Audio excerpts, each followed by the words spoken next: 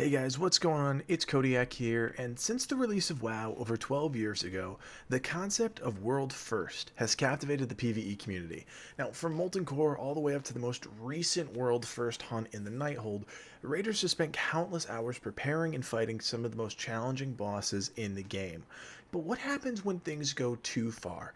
Now, if you've raided at any capacity during your time in WoW, you've probably heard the term burnout, which refers to the rapid decline of players' motivation to play the game at a high capacity. Burnout is almost entirely unavoidable, and when you're at the cutting edge of progression, you're the most susceptible to the condition. So, what's changed in almost 13 years of endgame raiding? Well, the short answer is quite a bit. From scaling back raid sizes to changing the way the difficulties are structured, Blizzard always finds a way to take a new approach to the endgame content. Now, Charles Darwin once said, "It's not the strongest of the species that survive, nor the most intelligent, but the ones most responsive to change." And seriously, that's exactly what the top tier guilds have done. In a recent interview with PC Games and Sko, the leader of Method, a top rating guild, explained how his team is adapting to the content. He says that to be competitive, we need a main character with at least 54 AP traits, plus 5 alts with 35 traits, and an average item level of 880. Now just take a second to think about how much work that takes. One character with maxed out AP at 54 traits, plus 5 alts with 35 traits. For someone that struggles to maintain 1 or 2 alts, the thought of keeping up 5 is just a daunting challenge. But what we're really talking about, what does it really take to reach those standards laid out by Method's leadership? Well, Sko says he expects to play about 14 hours a day during the first week of Mythic Nighthold. Now, let me be very clear. This is what hardcore progression looks like in the Legion expansion.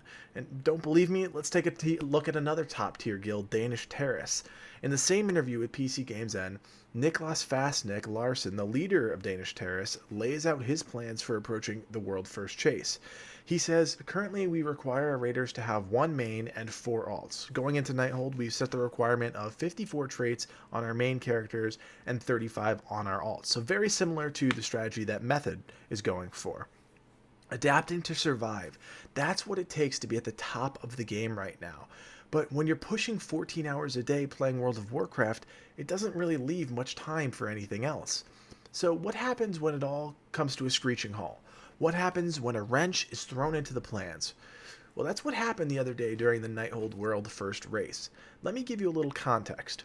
Mythic raids are linked to something called lockouts. When a raider kills a boss at the Mythic level, they are saved to that lockout. From that point on, the boss does not exist for that player on the Mythic difficulty until the lockout resets on the Tuesday. Players that rotate into an existing lockout have to accept the lockout, which means they are stepping into a semi-complete raid.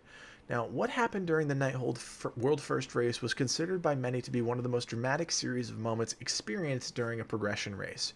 It all started with a player named Jade LOLZ from Method, inviting a member of Serenity to their party. This opened the door for Jade to zone into Nighthold and hold Serenity's lockout hostage. Serenity members that tried to enter the raid were consistently booted because the lockout was already in use. Now, a leaked image from Method's Discord shows the raider in question standing inside Nighthold with the caption, "Good morning, boys, we did it." Now, the details about what happened during the AFK takeover are a little unclear, but the Twitterverse exploded from both sides. Slootbag from Serenity tweeting that, "Sad, this is what it has to resorted to, locked out of our instance for 2 hours because a salty person held the ID hostage and hid inside." Now, 2 hours is a long time for a problem like this to persist, and as a guild leader, this issue could have been dealt with in a matter of minutes if the proper steps were taken. That being said, it's impossible to know exactly what went down during that period of time. Communication disconnects happen, and without jumping into too many conclusions, I can safely assume both teams were immersed in their respective bubbles focusing on the job at hand. So Method's leaders eventually took to Twitter in response to the accusations of a raid lockout, tweeting, "If this is what Jade, that griefed another guild, did, then he did so without our blessing. Removed from guild until we know more about progress." Now, this sparked a myriad of comments from around the community, including some very off-color commentary on Twitter from both sides. Now, I won't post those tweets on our video here, you can find them for yourselves, but this begs the biggest question of the day. What does it come to? What do we gain by being the best? There's no prize money, there's no PvE endorsement deals. It all comes back to the ego. It comes back to this sense of self-worth. And let's be clear, this isn't the first, nor will it be the last time top guilds have been in the spotlight for the wrong reasons during a world first race. During the Icecrown Citadel race, the raiding guild Insidia was accused of using a little-known bug to reshape the platform of the Lich King encounter, making it substantially easier to complete.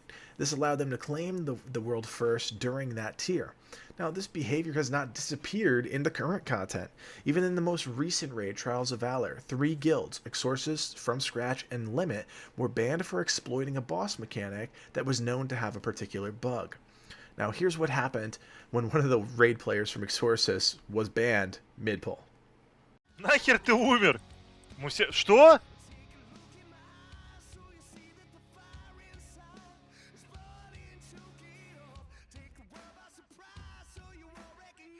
Нас всех выкинули. Нас всех забанили.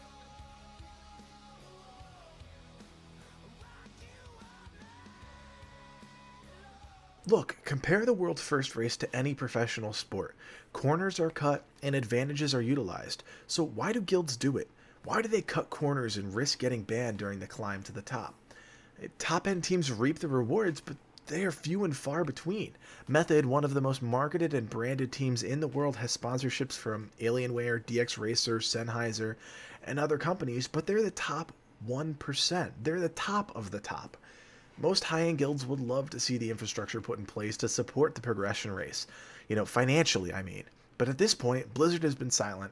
And in 2015, StarCraft II, Heroes of the Storm, and Hearthstone all awarded more prize money than World of Warcraft. And even still, the prize money for WoW is tied to the PvP aspect of the game, a niche within the game that is much easier to market based on the foundations of modern esports. So what needs to happen? How does this all change? It's really up to Blizzard, but there have never been any guidelines around the World First race. No set of rules that says your team must do A, B, and C to qualify, and if you break those rules, you're out. The best teams have a vivid following on Twitch, the video game streaming service, but even then they have to be very careful about their content. The main problem, stealing strategies. Each guild has a unique policy for streaming during progression, but like guilds, like Danish Terrorists suggest, it goes against their goals as a team. Fastnick explains that we've always had the mentality that we want to be able to show people high-end PvE content in a way other guilds didn't. And as we've been aiming higher and higher, that mentality has been working against our goal. The solution to that has been to find a middle ground. So what he means by that, guys, is that as they're pushing content, you're going to have to dial back their Twitch because they don't want other teams to see their strategies. Now, again, this works against their goals to stream high-end PvE content. And this comes down to each guild and the policies that they have as a team. Nothing is mandated. Nothing is sanctioned from Blizzard. So I ask again, what is it all for? Over the course of the game, we've seen some incredible guilds push the boundaries of the content.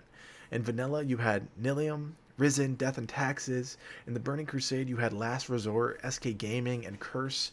In Wrath, we were introduced to Vodka and Blood Legion. And fast forward to today, you have Method, Limit, Serenity, Danish Terrace, Midwinter, and a slew of some of the best guilds and players fighting for the throne. But what is it all for?